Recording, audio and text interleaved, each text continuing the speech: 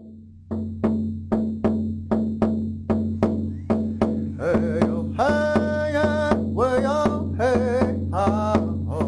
a pleasure to see all of you here this morning. We're so glad you came out on this Saturday morning to be with us. I'd like to welcome you on behalf of the Tulsa City County Library and the Tulsa Library Trust. This programming is made possible through the efforts of the endowment of the Trust and the dedicated staff and volunteer members of our American Indian Resource Center Advisory Board. The credit all goes to Teresa Reynolds, our American Indian Resource Center coordinator.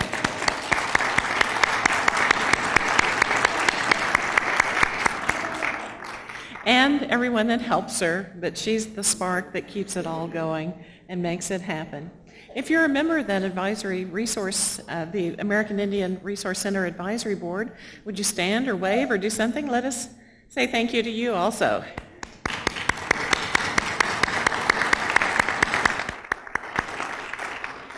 They give countless hours of dedicated service, and we appreciate it very much. In addition, there are a number of additional sponsors for this event that I'd like to recognize. The Maxine and Jack Zero Family Foundation, Cherokee Builders Incorporated, the Bank of Oklahoma, Dr. Frank and Mary Shaw, the Tulsa World, the Tulsa Library Trust, and the Tulsa City County Library American Indian Resource Center. At the end of this presentation, we will have books available for signing, and there is a book sale table to my left, your right, at the back of the room, and Barnes & Noble is the bookstore that helps us out with these events. We're privileged to have 3 princesses this morning with us as well who will share the escort duties.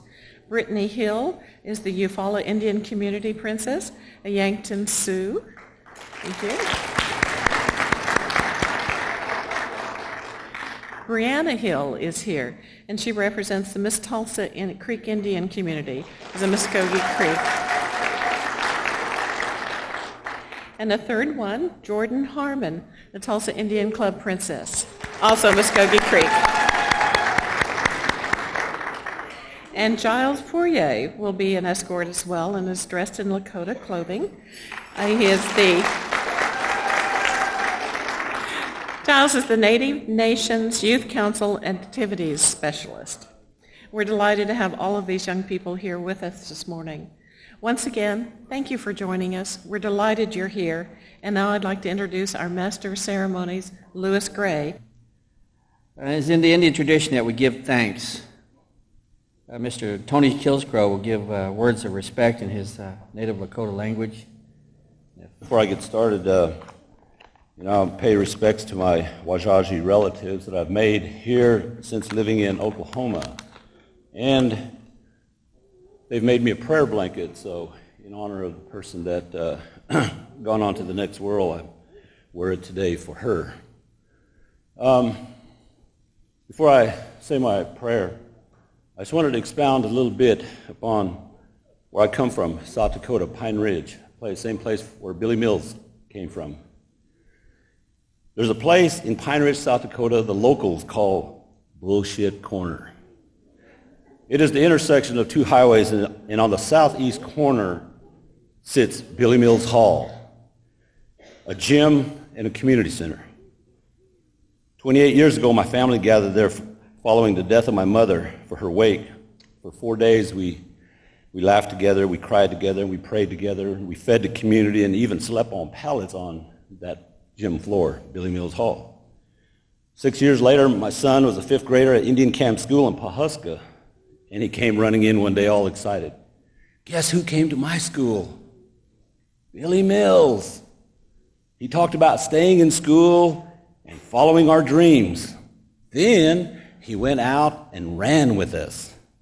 My teacher told me to run beside him because Billy Mills was Lakota, and I was a Lakota too. My son told him, I told Billy Mills I had been to his gym in Pine Ridge.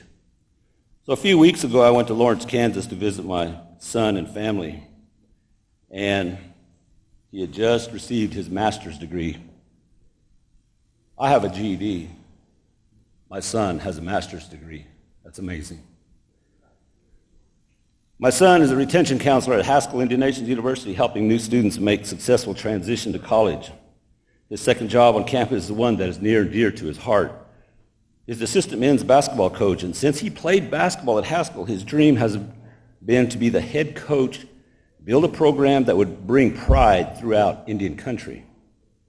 So as a parent, I have often told all my sons to work hard and follow their dreams because anything is possible, but it's not enough for parents to talk about achieving goals and reaching for the stars.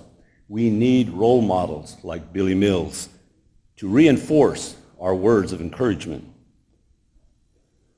Wawohola means respect in the Lakota language. I have a great deal of wawohola for Billy Mills. Yes, he won a gold medal in the Olympics, but more important is what he had done since he won that medal. He could have hung it on the wall and gone on with his life, but he chose to give back something to the Indian children across this country. From the Navajo Nation to Alaska, from American Horse Elementary in Allen, South Dakota, to Indian Camp School in Pawhuska, Oklahoma. He has visited countless classrooms, boys and girls clubs, communities large and small, places often not on the map for other speakers, all to tell his story and encourage youth never to give up on their dreams. So on behalf of all children across, Indian children and all children across this nation, I want to say a prayer of thanks for Billy Mills, for his presence here, and a thanks to Almighty Creator for bringing us together to fellowship. Let's bow our heads. Billy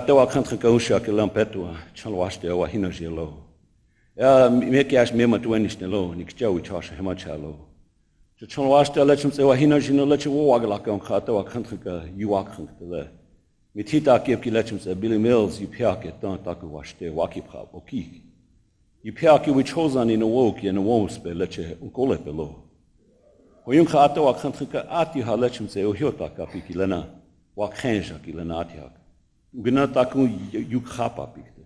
Ugina takun nachun, ugina takun washte lechem se ichune you hat hokata ki amani hia okibi. Eche hana hoichi chilota wakantrika. Nishnala ni wakhanlo no you piake leche taku washte ichan. Heche wajaji oyate na mitita kip kilena michi glashte pia. Louis Gray en henna tita kip traki. En atia atawa kantrika pilui apelo leampetiki. Oeche leampetiki en kabeles ap in onkiap. Dokit ke ongelag de heche atawa kantrika michi yuakhampia. Echem se epchachila. O mitaki hasa. I was thinking about this a while ago, and you grow up around here long enough, and you see people, and you find out who they are. You realize that a lot of them have Lakota blood in them. If just take a little bit of time here, could everyone who's Sue stand up, please? Anyone? Mr. Mills, no, he's not alone. All right, man.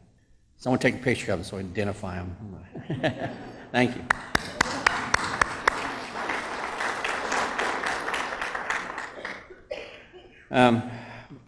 Richard Grounds and the children involved in the Yuchi Language Project are here to give us an update on the latest happenings on their program.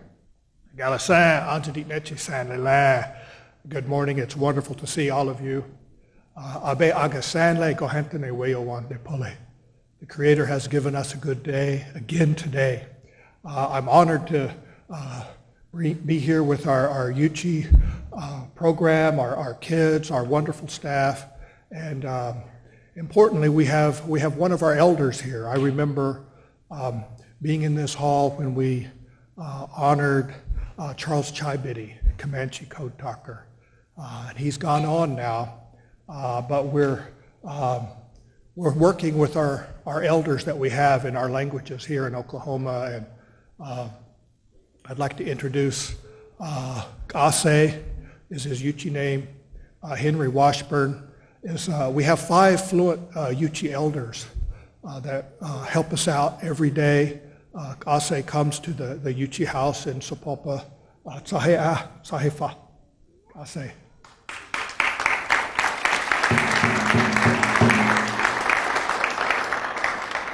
He's also a World War II veteran, and fluent speaker of the Yuchi language.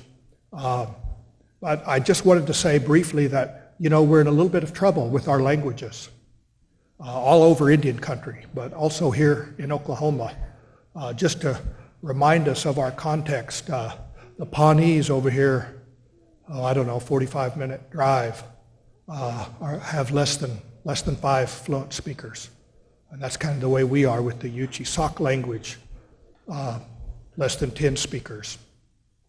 Osage up here, they're also getting to the bottom of the first language speakers, the ones that spoke it as their first language.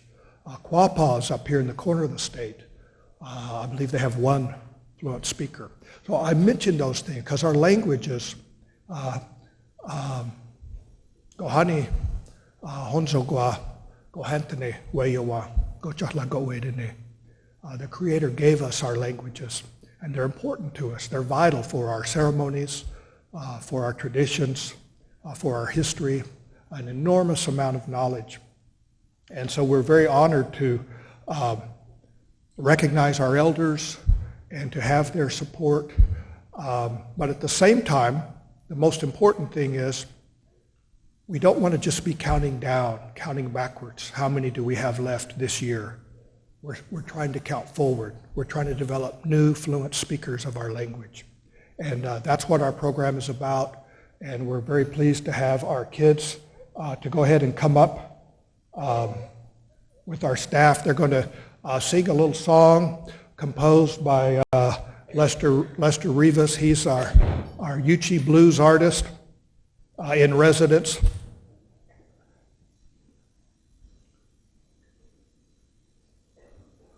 And while they're coming, I will just add that we're very blessed to have the support of the community, and some of you may not be fully aware of one of the important connections that Billy Mills has. He's the national spokesperson for Running Strong for American Indian Youth, and they've been supporting our language project since 1996, and they give us on average maybe about $8,000 a year. Goes a long ways when you're operating on a shoestring budget. And if you think about the amount of time since 1996, that's a lot of support. And we really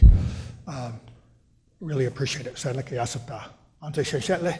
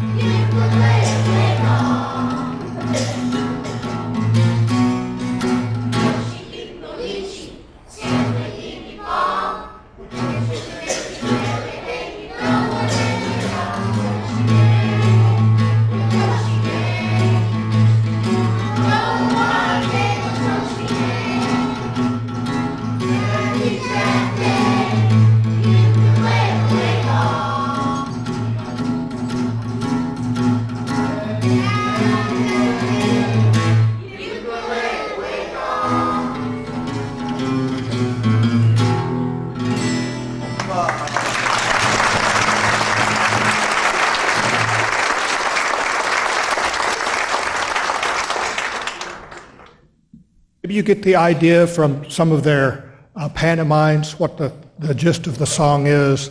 It's saying that, I can't find my shoes, can't find my shirt, but if I ever find my shirt, I'm going to go to town and I'll be looking real good. That's Yuchi Blues. The point is that we're trying to make our language contemporary. And our next little activity is Yuchi Epperty. We'll just do a brief 2-minute demonstration.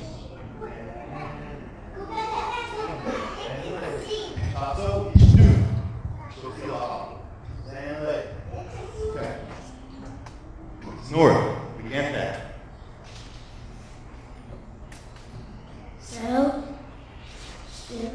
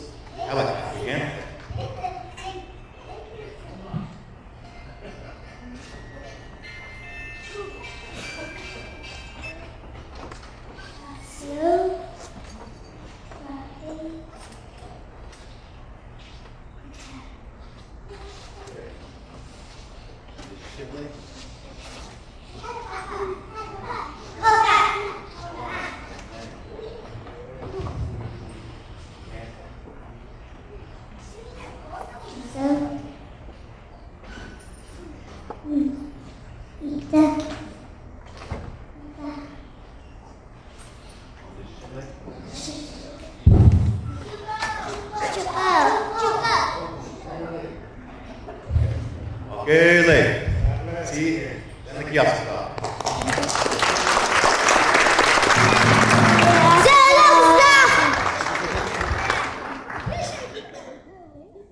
Well, that will kind of wrap up our program, but we tried to give a little example of the progress that we're making. Kind of hard to pull off in a quick demonstration.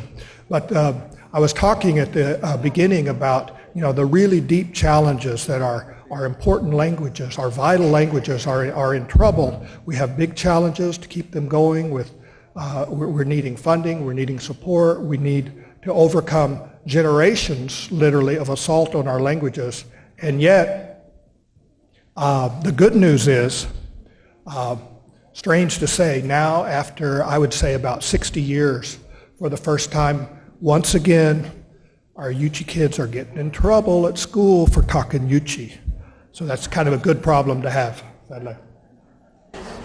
Galasan, Lester Rebus AZD, Yadanchi Sanlay, Nahena, Hon Yatlini, Ujaha, Yatlini Hena, Ujaha Bowetineti, Hon you and Sanlay.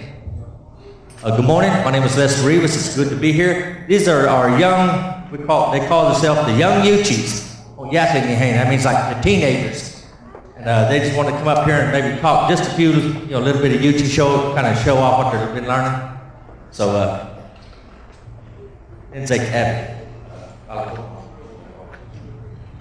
Galasan, Siri, Mercedes, Sandy, Spopa, Casa Mail, we don't need Cafe, Easy College, Shaw, Casa Mail, Cafe, College, Spopa, Bowenhead,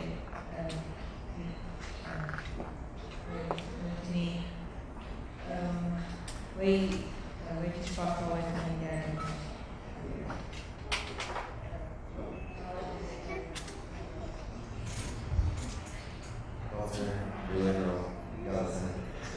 Galasan Juvenile AZD, KRT Sample, Jack and Roland using hands, or with all using the all of your kind of so you can play on.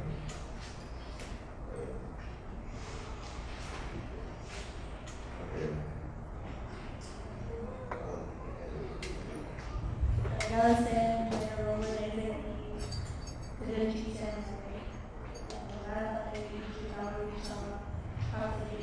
High School,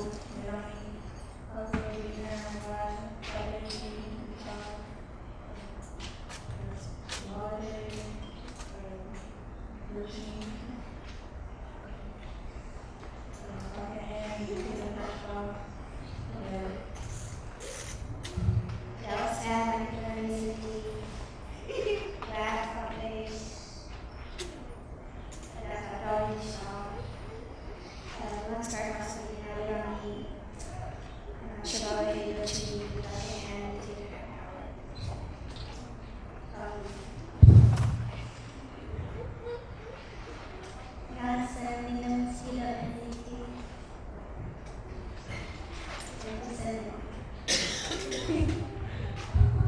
Yes, they said various things, like most of them, they all said, like, good morning, my name is so-and-so, and some of them said, I go to school at Sapapa, or they said, my father is so-and-so, my mother is so-and-so. They also said what age they are, some of them said, I'm such and such age. I believe she said she likes Chinese food. I think he said he likes to play football, and she said she likes to play basketball. That's also what Micah said. And this is our newest member here, newest student. She just started about a week or so ago, but she's really learning good. And she said, it's good to be here, good morning, and she told us her name. So I'm really proud of them, and they're doing a great job. Sound like y'all.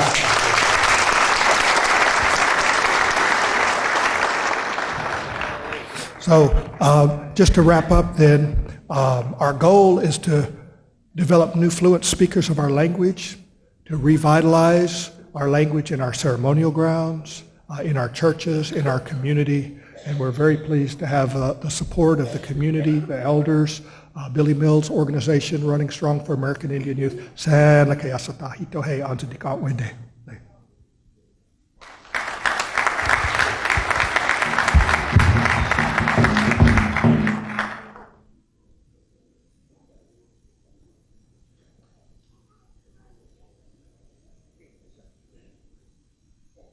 Thank you, Richard. I'd like to welcome to the stage Mr. John Ghostbear. He's also a member of the AIRC advisory member. He will present a Pendleton blanket and award. Mr. Mills will be escorted to the stage by Brittany Hill. You follow Indian Community Princess 2009-2010.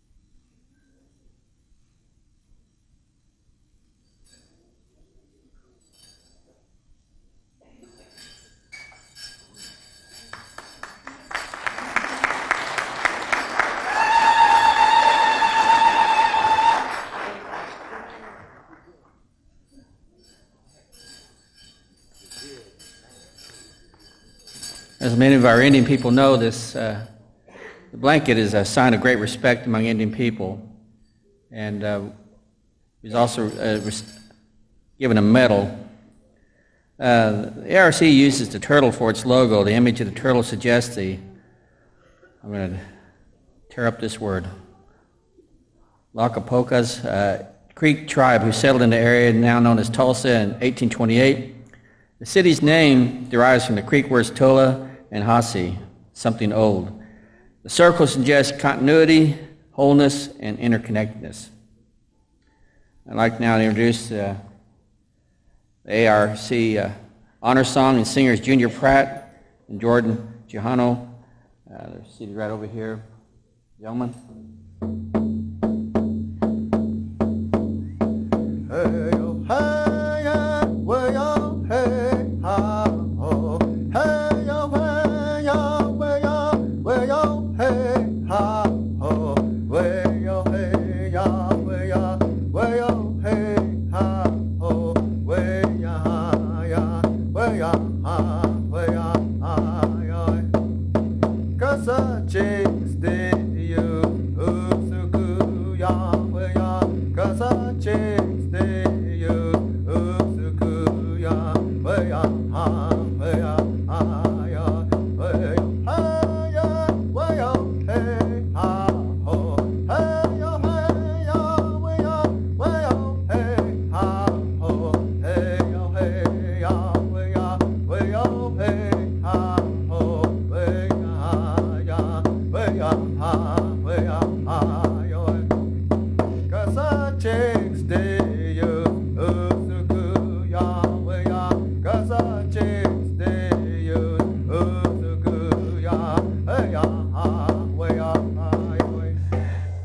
like to introduce now Mr. Matt Roberts, the Owasso High School principal and AIRC program presenter. Good morning. It is truly an honor and a privilege to be here this morning. Billy Mills was born and raised on the Pine Ridge Reservation in South Dakota. Although Pine Ridge is very rich in culture and spirit, it is continually recognized economically as one of the poorest communities in America, with unemployment reaching 80%. Billy was orphaned by the age of 12 and sent to boarding schools. He graduated from high school at Haskell Indian School. Billy became involved in distance running and earned an athletic scholarship to the University of Kansas. Never winning a major race in track and field or cross country, he continued to show promise by earning All-American honors 7 times. Upon graduating from the University of Kansas, Billy was commissioned an officer in the United States Marine Corps and continued training for the Olympic team. He made the Olympic team in 2 events, the marathon and the 10,000-meter run. He trained his body, mind, and soul for peak performance. And the world was about to see the greatest upset in Olympic history unfold. Today, Billy is an accomplished businessman, an author, and national spokesperson for Christian Relief Services. As their national spokesperson, he's helped raise over $500 million in cash and in-kind contributions for charities worldwide. He has received 5 honorary doctorates and is the recipient of the Distinguished Service Citation, the highest honor that the University of Kansas Alumni Association can bestow upon an individual to acknowledge outstanding achievement for the betterment of humankind. A major motion picture has been made about Billy entitled Running Brave, and has been a positive influence on many of our American youth, and adults for that matter.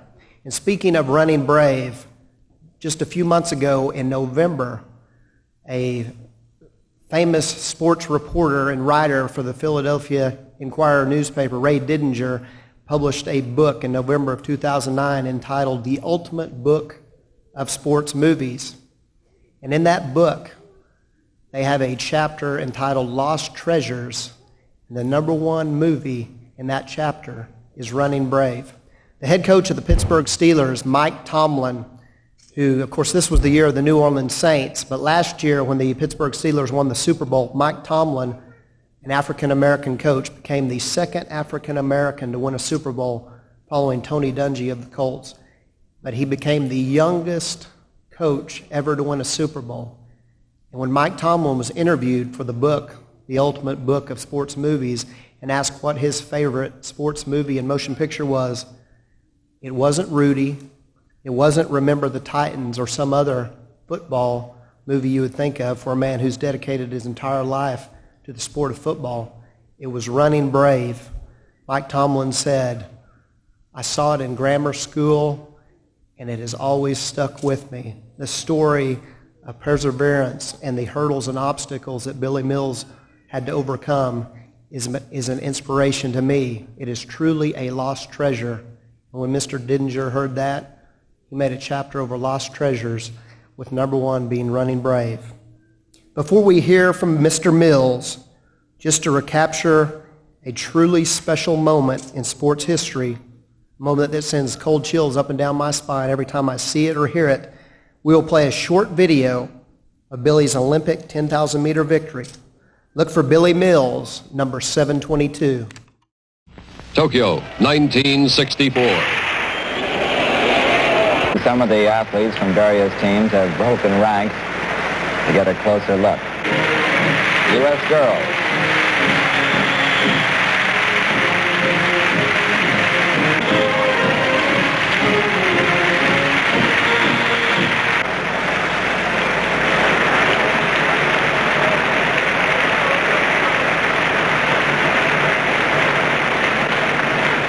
Yoshinori Sakai is now passing by the bands and through those traditional Japanese drums.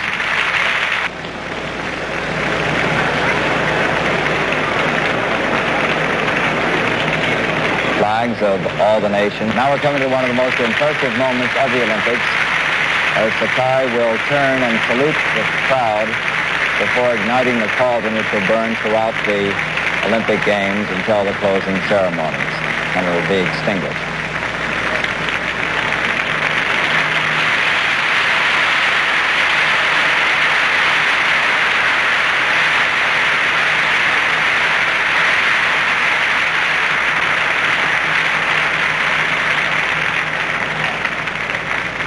There it goes. The stretch produced an amazing finish by Billy Mills. And here we go in the final lap for the gold medal in the 10,000 meter. And up front is Bill Mills. He's pressing Ron Clark, the world champion. Bill Mills in the United States, number 722, is leading Ron Clark. And in third place right now is Mahout Gammoudi of Tunis. A tremendous upset if Bill Mills can hang on. But Gammoudi goes out ahead as Gammoudi right now leading in the 10,000 meter. Ron Clark is third. Rather, Bill Mills is in third. Ron Clark is in second right now. This is the final lap for the 10,000 meter. The unheralded Mahout Gammoudi of Tunis is putting on a tremendous sprint. He's out ahead of Ron Clark. Bill Mills, the United States, is in third place. This will certainly be the fastest 10,000 meter ever run by an American. Here's Mills, who seems to be boxed in. Suddenly there's an opening, and here he comes. Here they come down the final lap. Can Ron Clark catch Gammoudi? They're going through the field. He's coming up. He's passing Gammoudi. Look at Mills! Look at Mills! Look at Mills! Coming on! Mills is coming on! Oh! No! It might be Bill Mills. What a tremendous surprise here! Bill Mills of the United States wins the 10,000 meters. Bill Mills of the United States, a tremendous upset, wins the 10,000 meter here. His unheralded winner from Kansas. Let's go back and look with our other camera to see exactly how he broke through the pack. Here they come down the final lap. Can Ron Clark catch Gammoudi? They're going through the field. He's coming up. He's passing Gammoudi. Look at Mills! Look at Mills! Look at Mills! Coming on! Mills is coming on! Oh! No! It might be Bill Mills. What a tremendous surprise here! Bill Mills of the United States wins the 10,000 meters. Billy Mills, the only American ever to win a gold medal in the Olympic 10,000 meter run.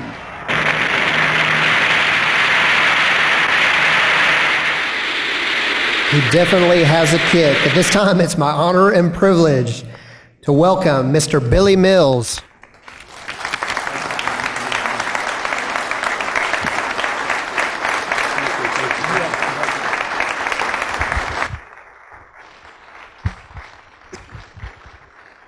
Thank you.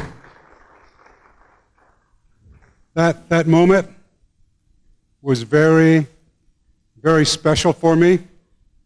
I truly felt as if I had wings on my feet. I was told the moment was electrifying. I was told the world has just witnessed the greatest upset in Olympic history unfold. However, that's not what I took from sport. What I took from sport could be considered two of the greatest challenges or two of the greatest lessons you and I face in the world today, which were also the inspiration for me to write a book with Nicholas Sparks called Lessons of Lakota, Your Personal Journey to Happiness and Self-Understanding. I took sport to teach life values is sacred, or a grandmother who speaks to the grandchildren about life values promotes sacredness, or it could be a business or a government that has a vision and a mission statement. And the vision and the mission statement is value-based, and everybody commits to live those values legally, ethically, morally, will become the brand name of the 21st century and the greatest challenge we face in this rapidly changing world. Is not much different than the challenges I faced growing up as an orphan, growing up in poverty. The greatest challenge we face is what I call perceptions. Now, perception is neither right, nor is a perception wrong, but we deal with perceptions. with their utmost dignity, character, beauty, pride. So we all understand what I mean by perceptions. I'll put my gold medal in its proper place by sharing a couple stories. There's a movie on my life. Now, the movie is called Running Brave. The movie stars Robbie Benson. Robbie plays Billy, Robbie plays me. And Robbie and I become very dear friends. And until a few years ago, we still raced each other in 10K runs.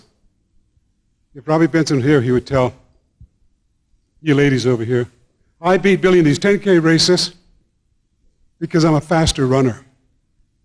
Well, I acknowledge today, Robbie Benson runs faster than me.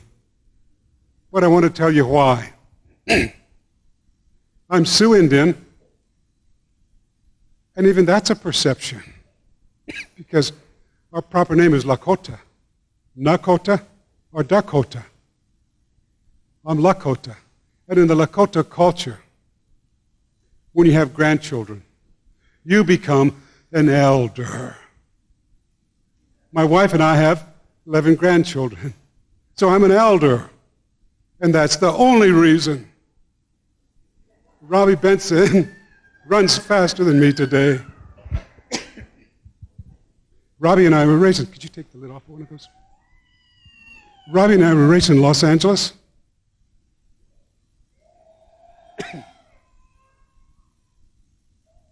It was in the newspapers that Robbie would be racing the real Billy. We received dozens of phone calls from first, second, and third grade school teachers, followed by letters from the little ones.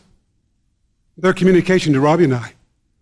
Although it's a Sunday morning race, the course goes right by our school. We're going to line up at the 5-mile mark. We're going to cheer for you and Robbie when you run by. And would you both be willing to acknowledge us? Would you wave at us? And would you wear special T-shirts with Running Brave in front, Running Brave in back, so we can distinguish you and Robbie Benson from the other 2,500 runners? Robbie and I acknowledged we had beautiful Running Brave T-shirts made.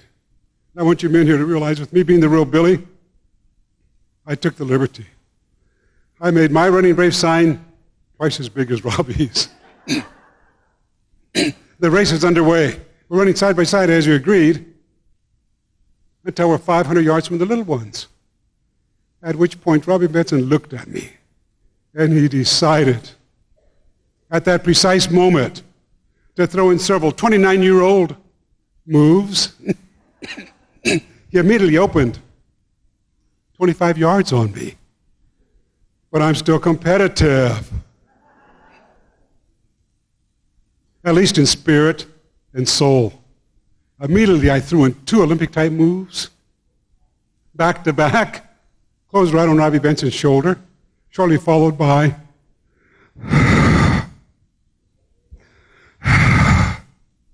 hyperventilation. But I caught him right in front of the little ones. I could hear them say, "There they come. There's the Indian guy, running brave." As they all pointed to my friend, Robbie Benson, who's Jewish. Now that is a perception. From the beginning of time, men and women have donned the garb of another character and portrayed that character. Another voice said, no, that's not Running Brave. Running Brave is just the name of the movie. That's the Indian guy. That's the actor, Robbie Benson. Robbie plays the Indian guy. The Indian guy is Billy Mills. The movie's Running Brave. Another voice said, well, I don't care about the real Billy. I want to see the actor, Robbie Benson. Which one's Robbie? Where's Robbie? Now, in unison, a major perception. First, second, and third graders, along with the younger school teachers, all shouted, well, if that old man would get out of the way, you could see the actor, Robbie Benson. And I had my perception. I actually started looking around for the old man. Only to realize they're talking about me. The movie Lessons of the Lakota came about because of perceptions. And now I had to deal with perceptions to find my own happiness. I was 9 years old when I read my first Olympic book. The book quoted the Greeks who said Olympians are chosen by the gods. Now, I liked that comment. I wanted to be chosen by the gods, even if they were the Olympic gods, and not because of the Olympic Games, but my mother had just died. And I naively, or perhaps correctly, thought if I was chosen by the gods, even if they were the Olympic gods, I'd be able to see my mother again. The book also quoted Socrates, who said, with achievement comes honor. With honor comes responsibility. Now, my father took me into Native American storytelling, Native American culture, tradition, spirituality, and said, we don't tell stories just to tell stories. We tell stories to teach lessons. And depending upon the level of responsibility with accountability we assume in our life, there's a different lesson, a different consequence. So as a youngster, I'm taking Greek mythology, Native American storytelling, culture, tradition, spirituality, blending them, and I found Olympic idealism. Sport to teach life values is sacred. Global unity, through the dignity, through the character, through the beauty of global diversity. Not only the theme of the Olympic Games, far more important, the future of humankind. Well, we live in strange times.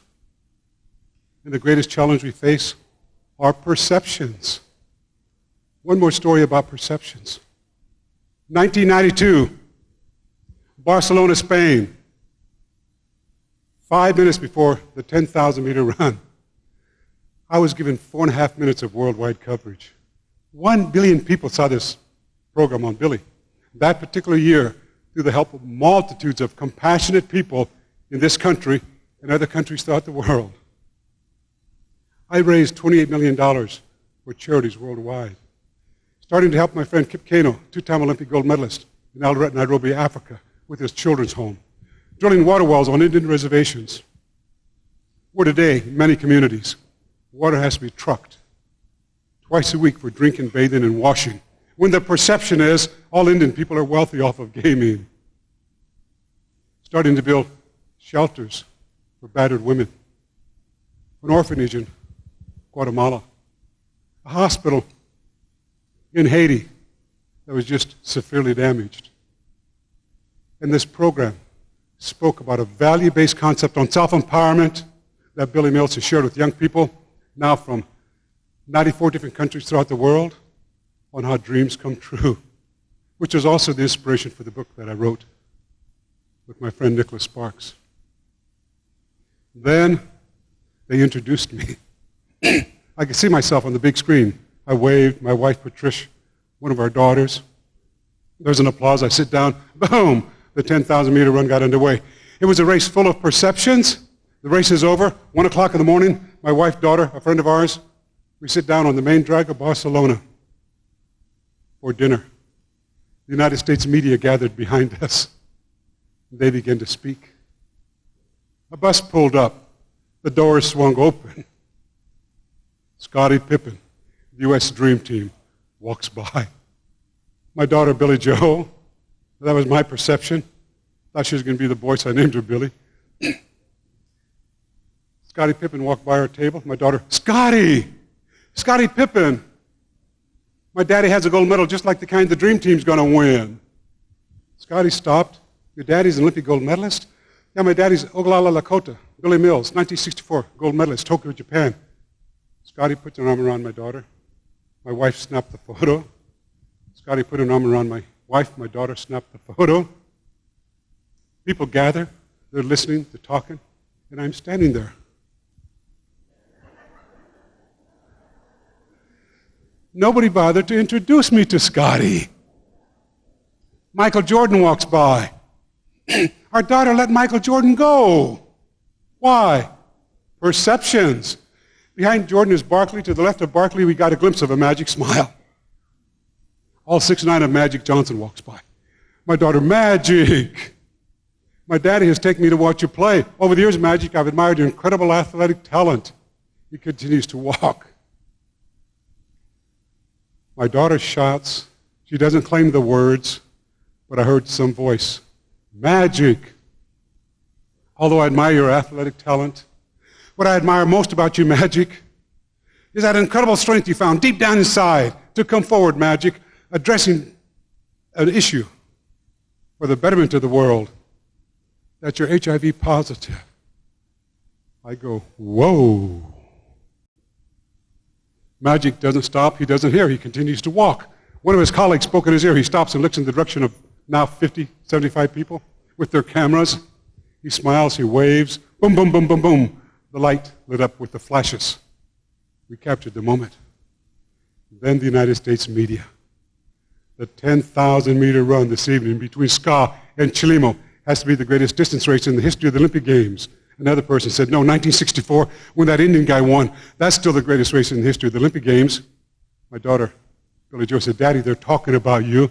And I go, shh.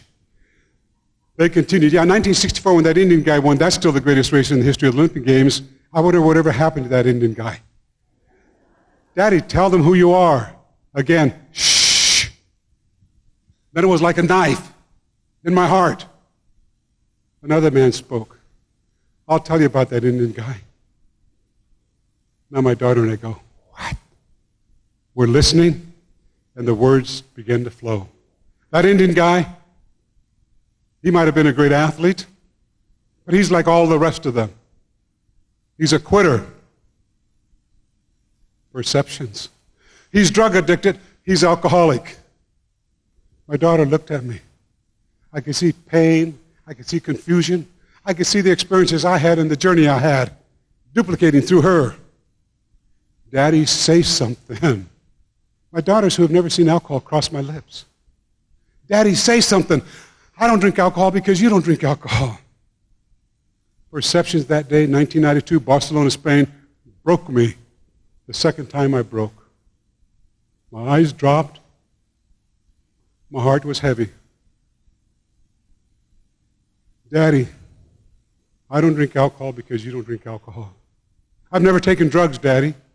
However, from the 8th grade on, drugs have been offered to me to get high socially. In high school and in college, to build body mass. My competitors are simply saying, Billy, here's what you can do to add 20 feet to the discus throw. Daddy, I don't do drugs, I don't do alcohol. Say something to those men. 1992, Barcelona, Spain, I broke. Then she stroked my arm and said, Daddy, say something. You're my hero. You've honored 3 of my heroes in the past, particularly Wilma. Daddy, say something. I broke. Daddy, please. You always seem to find the strength to have wings of an eagle. And boom! I'm back on the reservation. Shortly after my mom died. My sister died, then my mom died. My dad and I are fishing. He stroked my arm and said, son, you have broken wings. And Ted, I started crying. Then he said, but I'll share something with you. And if you follow it, someday you may have wings of an eagle. He took a stick, drew a circle till the soil is all fluffed up. Step inside of the circle, son. I'm 9 years old. I stepped inside. Close your eyes. I closed my eyes. Then heard his voice. Look inside of your heart. I felt his hand on my chest. Look inside of your mind. I felt his fingertips on my temples. Look inside of your heart, your mind, your body, your spirit, your soul. What do you find? I can't respond. Boom. He clapped his hands. I'll tell you what you find. Anger. You just lost your mom. Hate. Because of how people have treated us. Remember, son, the restaurant we went into 3 weeks ago? You were hungry and thirsty. Were the first ones there? Were the last ones to get served after waiting for 45 minutes? I know you felt anger, son, but not all people are like that. And you have a whole lot of self-pity. Jealousy, son, because we have nothing of material value than his words, but the jealousy blinds you. You don't see the virtues and the values of our culture, the beauty of our language, our tradition, our spirituality. All of those emotions will destroy you if you don't understand them. Look deeper, way down deeper where the dreams lie, son. Find your dream. It's the pursuit of the dream that heals you. Find your dream, son. My dad died when I was 12. All I had was the lessons that he gave me. The inspiration of the book, Lessons of a Lakota. But the journey is not always easy. And the hardest thing to do is to face change. We withdraw from change. But I learned because of the lessons, individually and collectively, following Native American virtues and values, we can choreograph our journey into this vast universe of opportunity that change ultimately presents. I broke my third time I made All-American at the University of Kansas. 3 years in a row, cross country, I'm asked to get out of the photo. The U.S. National Championships. Why? Perceptions. The first time, congratulations. Yeah, you, the dark-skinned guy. We all looked at our skin, and it was obvious I was the darkest. I want you out of the photo. It was the Canadian athlete that said, we're all foreign athletes making U.S. All-American except for Billy. I'm not going to have my photo taken unless Billy can have his photo taken. Billy, come stand by me. I stood by him. They snapped the photo. The next year, congratulations. Second time, yeah, you, the Indian guy. Do me a favor. I want to take one photo without you. I'll take the next photo with you. I broke. But I stayed and forced one photo. I've never seen the photo without me. My third year, Mills, congratulations 3 times. A different city, a different photographer, the same words. Do me a favor. I want to take one photo without you. I'll take the next photo with you. I broke. I go back to my hotel room. It took years for me to share this. The 6th floor, I have the window open. I'm on a chair. My eyes are closed. I'm holding the glass frame. I'm holding the wood frame. I'm rocking back and forth. Just let go. It'll all be over. But I want to tell you why I didn't jump, which is also an inspiration for the book I wrote. I didn't hear it through my ears. I heard from underneath my skin 4 times. Don't. Don't. Don't. Don't. I thought it was my dad's voice. I got off the chair. I wrote for the first time in my life, gold medal, 10,000-meter run. Believe, believe, believe. Then I met the first white person who I really felt believed in me, and the first white person I felt I could trust. We've now been married for 48 years.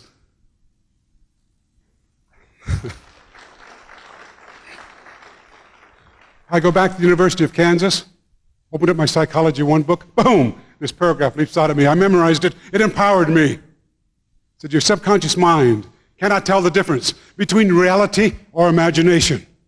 Perceptions. It'll have your body try to respond equally to both. From that moment on, hundreds of times a day, thousands of times a week, I became the Olympic gold medalist. I'd write gold medal, 10,000-meter run. Believe, believe, believe, believe. Made the Olympic team in 2 events, graduated from Kansas, took a commission in the Marine Corps. On my 5th 10,000-meter ever, I won the gold medal. But I want to share it with you. Because the first time I wrote gold medal 10,000-meter run, I was following my dad's lessons. Find a dream, son. It's the pursuit of the dream that heals you. I wanted to heal. Here it is now, 5 years later. I'm the only person from the Western Hemisphere to ever win that event. But I chose to try to do it instead of taking my life. I'm in Tokyo, Japan. It's time to go to the race. I get on the bus. There's a long-distance phone call. I answered the phone. It's my sister from the reservation. Billy, I hope we're not bothering you. Billy, we love you. Billy, we've been praying for you. Regardless of what happens, Billy, we're proud of you. And then I heard, we're disconnected. I couldn't put the call back through. But the simple thought, somebody back home is thinking about me. Somebody cares. Somebody loves me. The confidence went up. I got on the bus. Here's the aisle of the bus. 2 vacant seats. Over here's a vacant seat by Randy Matson, 285-pound shot putter from Texas A&M. Over here's a vacant seat by a very beautiful young lady from Poland. Now, obviously, you guys, I ignored Randy. I sat by the beautiful lady from Poland, and it was a big mistake. She spoke perfect English. South USA jersey. Ah, USA. What event are you in? I said the 10,000-meter run. She said, oh, today's the final, isn't it? I acknowledged the final was today. Then she came back with, tell me, who do you think is going to win? You don't ask somebody that. Especially somebody who grew up in a dysfunctional family. Dysfunctional himself. I couldn't respond. I sat there in silence. She tapped me on the elbow. Who's going to win, Clark, the world record holder, or Peter Blitnikoff, the defending champion from Russia? Now she's giving me a choice. A choice that did not include me, simply because of the lessons I learned from our culture. I dug down deep inside. I quietly came up with, I'm going to win. Well, what's your name? Billy Mills. Oh, no more dialogue. We go to the track. The gun went off. Lap after lap, runners fall behind. On a cinder muddy track, for those of you that coach and those of you that run today, on a cinder muddy track, we crossed the 3 mile in 13 minutes and 28 seconds. 2 problems. I'm within 1 second of my fastest 3 mile ever. But the race is not 3 miles. It's 6.2 miles. There's no way I could continue. I'm going to quit. Rather than quitting when I was in 4th, I decided to take the lead, go 1 more lap, then quit. It's easier to quit when you think you're winning. Another perception. I would have won if. I would have won what? I took the lead. When you quit a distance race, you look into the infield, you want to quit where nobody recognizes you. I looked into the infield. All of the officials are local Japanese people. I'm an Ogallala Lakota from Pine Ridge. Nobody knew me. Anywhere is a great place to quit. But you also look into the stadium. I'm running 85,000 people screaming, cheering. I look into the stadium, and I'm going to quit. If there's nobody there that recognizes me, I look into the stadium, and who do I focus on? My wife, Patricia. She's crying. Not because I'm going to quit, but she's the first person there who knew I had a dream. I was pursuing it. She was my support system. That empowered me. She had her dreams. I was her support system. That empowered her. Now for 48 years, we've empowered one another. She's also crying because she's aware of the first world record in our family, set by my adopted sister who had 25 children, 9 sets of twins. Then it dawned on me why she's crying. Because of simple lessons of virtues and values of our culture that my dad taught me. I was following them. When you follow them, the body, the mind, the spirit works as one, and you don't quit. I continued lap after lap after lap to where the body picked up, to where the video picked up the race. 1 lap to go. I'm moving to first place on Ron Clark's shoulder. He pushed me into the 3rd lane. I stumbled. I closed back on his shoulder. Gamoudi from Tunisia broke between us, and I quit. I didn't quit the race, but I was going to quit, except 2nd or 3rd. But I also learned in our culture, from sport, the height of competition is not for me to compete against you or you against me, but each of us to reach within the depths of our capabilities. And we compete against ourselves to the greatest extent we're capable of. You do that, you're going to find happiness.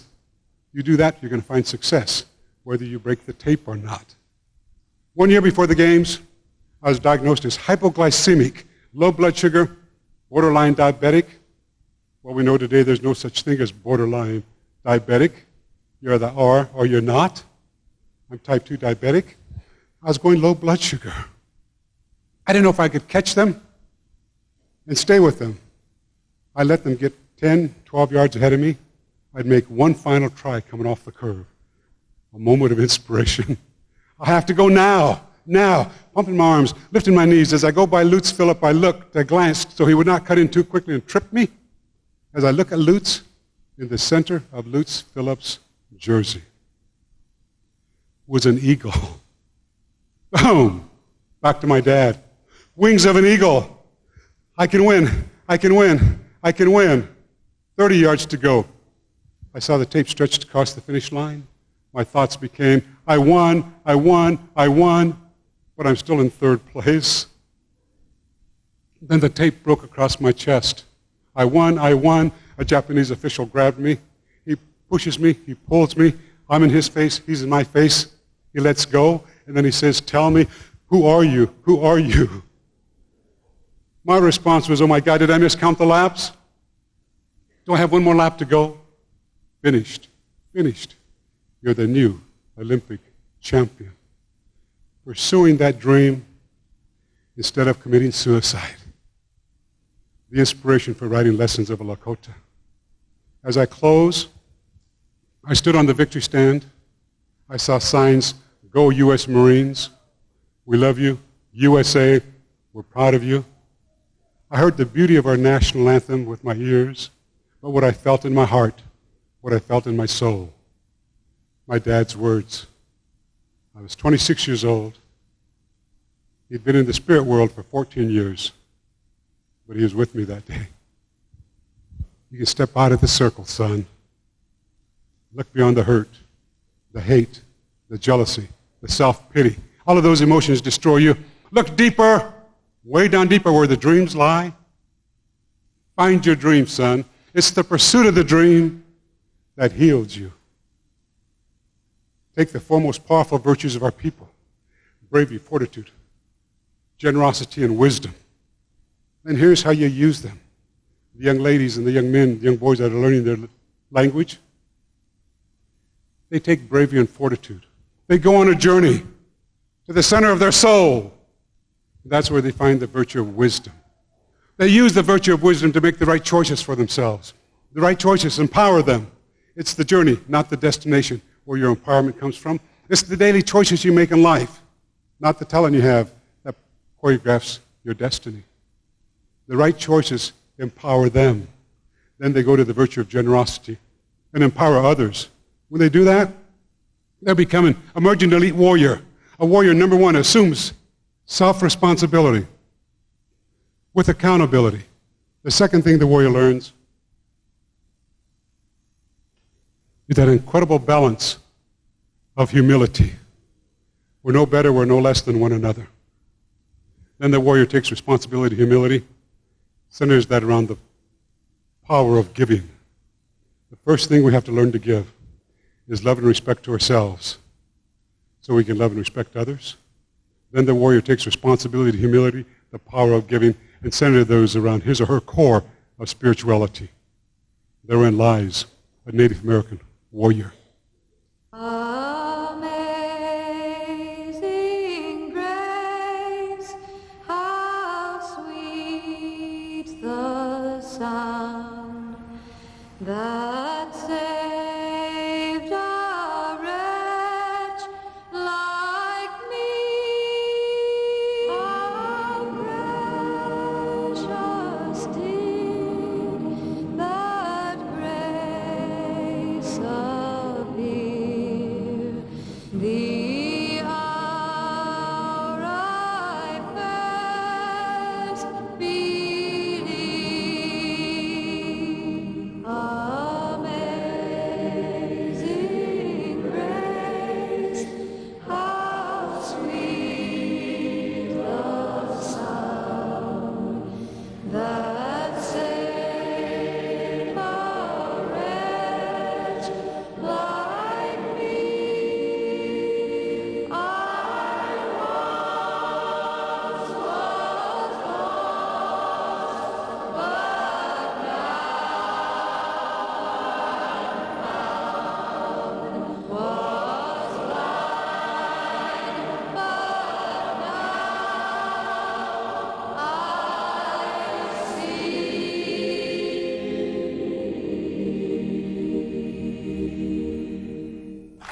Thank you. Thank you. In closing, and I believe there's time for a few questions, that mic will be utilized for the questions. My dad would simply say, follow your dream. Every dream has a passion. Every passion has its destiny. I wrote the book to help somebody find happiness who was searching it like I was and who contemplated suicide as an alternative to finding happiness. Any questions you might have at this point about the book or about my life today, I'll be more than happy to try to answer them. It's good. Mr. Mills, what was your fastest time in the mile? I never ran the mile when I was world class. I ran the mile after I had one of my hardest weeks of training at a 4:00.1. So I probably was a 3:56 miler, but I never ran the mile. My first goal in sport was to be the first man to break 4 minutes in the mile. I'm a high school sophomore. I go to the school library at Haskell Indian School. Bannister broke the 4-minute mile, so I let that dream go. Good morning, Mr. Mills. Mishal Oglala Lakota Himacha, Oglala Sioux also. In your opinion, what is the greatest challenge facing the youth of the Indian nations across the country? I think it's kind of a multifaceted challenge. We have to go at the beginning of Europeans coming to America. The greatest challenge is educating America on what I call the Christian doctrine. Very few people understand the Christian doctrine. In the 1400s, this is not an attack of Christianity. It's not an attack of Jesus Christ. It's man's error in taking advantage of the lessons of Christianity. Under the Christian doctrine, Indian people had no human rights. Because we had no human rights, we could not own anything. It was okay to take it from us. It was actually okay to rape the women. It was okay to murder us. One of the tribes in Wisconsin lost a case in the United States Supreme Court 5 years ago where they based their approach on the Christian doctrine. So the greatest challenge our young people, all Indian people, all people in America face to have our maturity go to the level of which we can, to grow our demise, is to learn our own history. One final comment to that. 3 forms of law in America, federal, state, and tribal. In 48 states in the United States of America, to be an attorney, you only have to have knowledge in 2 forms of law, federal and state. 2 states, New Mexico, the state of Washington. To be an attorney, you have to pass a bar exam proficiency in federal, state, and tribal law. We have to have all 50 states. Oklahoma should be one of the leaders with the population of indigenous people in having the bar exam have Indian law as a bar exam subject. 3 other states are pursuing it. It'll level the playing field. One final comment, because that's a powerful question. It's understanding what makes us different in America from non-Indian people. I'll utilize my tribe. My tribe fought the United States government, were defeated. 1868. Unlike the Japanese who were defeated and accepted unconditional surrender, my tribe and tribes following, tribes before, accepted a conditional surrender. 4 conditions. We fight no more. You take no more land from us. And on the land we can keep, we can retain rights we previously had. Rights for self-government. From there comes tribal sovereignty. Then, in lieu of the vast domains of lands and natural resources taken from us, you, the federal government, must forever provide a schoolhouse and a teacher for every 30 of our people who want to learn your way. That's not a free education. It's paid for in advance by the vast domains of lands and natural resources taken from us. Likewise with health care. So we're the only people in America who paid for our education and our children's education in advance. But the average American is looked upon as welfare. So in America, federal, state, and tribal law,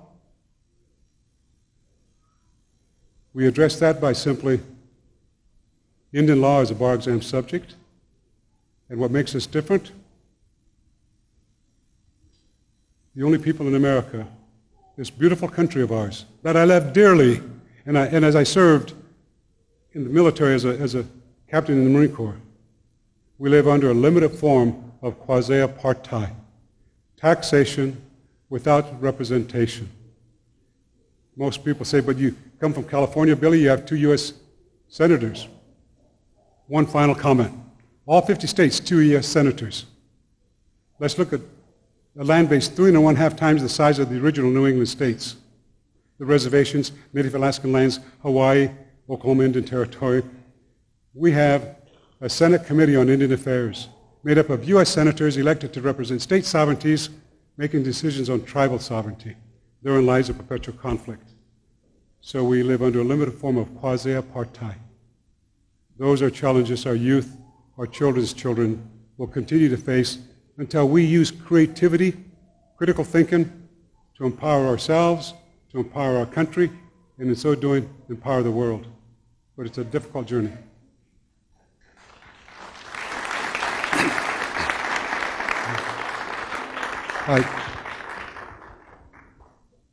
Prefontaine is looked upon as America's greatest distance runner.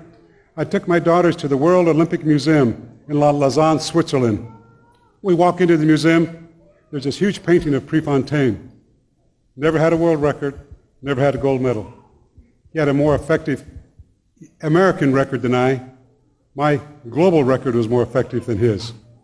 My daughter said, "Wow, Daddy, let's look for your painting." I said, "The world doesn't work that way, dear. You could find information on me, limited information on indigenous people. But you found paintings, posters, pictures, statues of many of the athletes worldwide, except indigenous people." So I've been asked, how would you do against Pre? Now, I say this with love and compassion and a lot of humor. My response is simply, but I believed it. My response is simply, you've seen my movie, Running Brave. You've seen Pre's movies. I'll never compare myself with another athlete out of my era because it's apples and oranges. I'll only compare myself with my era. When I won in Tokyo, you saw the movie Running Brave. Who was second to me? Muhammad Gammoudi. When Pre was fourth in Munich, who was second to Laszlo Varan? Muhammad Gammoudi. So I simply say I'll never compare myself with Pre, but I think I would have beaten Gammoudi again. You know, that's terrible. Then I give the real answer. Pre, Ron Clark, loved to run in front, and I was developing speed to come from behind. To win the major races, the world championships, the Olympic gold medals, you have to come from behind. You have to have the speed. I could race both of them 100 times. They'd win 95. I focused for 2 races a year. In those 2 races, I was among the best in the world. 2 years in a row. Was the last American to be ranked number 1 in the world. 1965, number 2 in the world. No other American distance runners ever had a number 1 or number 2 ranking in the world. So I think I'd be very competitive. I'll close with this. The subconscious mind, dealing with perceptions. When I quit competitive running, I was 26 years old. Clark had just run 27:40 for the 10,000. Before I quit, I was training for 27:40. Then Clark ran 27:30. In my mind, I could do that. Rono, years later, ran 27:08. I could do that. I was 60 years old. Gabriel Selassie, who broke Clark's number of records. Clark had 18 world. Gabriel now has 19. Gabriel ran 26:46. That's averaging 4:15 a mile for 6 miles back to back. I went home. My wife and I were going to dinner. I said, "Give me 5 minutes." I go in the office, close the door, turn off the light, and I'm thinking, she's knocking on the door. We have guests. We're taking to dinner. We're late. Give me 5 more minutes. Turn on the light, open the door, I come out of the office. I had one in me. You had one what? Selassie ran 26:46. I had one 26:46 in me. So he said, "My God, you're 60 years old, just let it go." You have to empower your mind, whether you're seeking happiness, whether you're seeking a gold medal at the Olympic Games. You have to take control of your destiny. So that carried over into my sport. I think if I didn't win the gold medal, I would have continued to train instead of having one world record. I think I may have had 12 or 15. But, well, again, my wife says, you'd be happy with the one. Actually, tied a world record, set a world record. The world record I set was also called a tie. So in a sense, I had 2 ties. Be happy with them, just let it go. But thanks for the question. I'd like to thank everyone for coming out today. And just in closing, it's hard to watch Billy Mills and not get choked up. I was 11 years old when I saw him make that race, and I remember just flat crying because it made me proud to see an American Indian do so well. And for him to be here is an honor for our community and for myself personally. I want to thank him, and I want to thank everyone for being out here, and thank you, my fellow advisory board members, for allowing me to sit up here and have a small part of this. I want to thank again our sponsors who were kind enough to make this all happen. And just want to close it out and thank you all for coming.